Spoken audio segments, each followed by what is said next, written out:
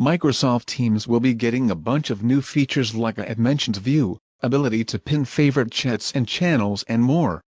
Microsoft Teams, one of the most popular collaboration and communication apps used by both individuals and organizations worldwide, will soon be getting threads and a new redesigned user interface that combines chats and channels. According to The Verge, threaded conversations will be coming sometime in mid-2025, while the combined channels and chats view will be rolling out in public preview next month. In a statement to the publication, Jeff Teper, the president of collaborative apps and platforms at Microsoft, said that the redesigned chat and channels experience will simplify your digital workspace by bringing chats, teams and channels into one place under chat, and make it easy to integrate both chat and channels into your critical workflows by offering quick access to your conversations. This means users will no longer have to switch between separate sections to check their messages from individual or group chats.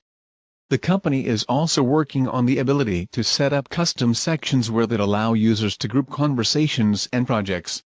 Similar to WhatsApp, Microsoft Teams is also getting a new favorite section where all pinned chats and channels will be visible. Microsoft said it is also adding an option that lets you choose if you want to see message previews, organize all channels on a single list, and see the timestamps.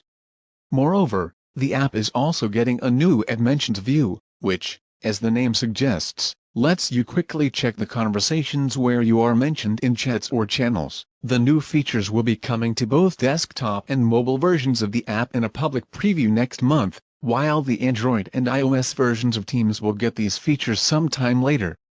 In August this year, Microsoft announced that it is unifying the Teams app, allowing users to sign into their education, personal and work accounts without having to install two different versions of the app.